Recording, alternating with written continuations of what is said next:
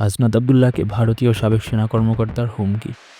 গত 17 ডিসেম্বর বাংলাদেশ সময় রাত 11টার দিকে ডিইএফ টক্স নামে একটি ইউটিউব চ্যানেলে এ পডকাস্টটি লাইভ সম্প্রচার হয়।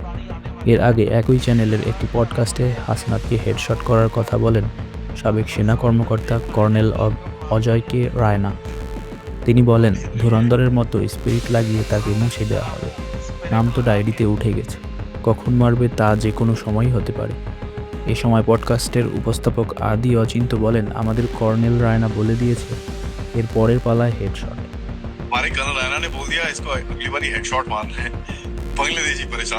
তো সোমবার কেন্দ্রীয় শহীদ মিনারে হাসনাত আবদুল্লাহ ভারতের আধিপত্য নীতির কড়া সমালোচনা করে হুঁশিয়ারি দেন।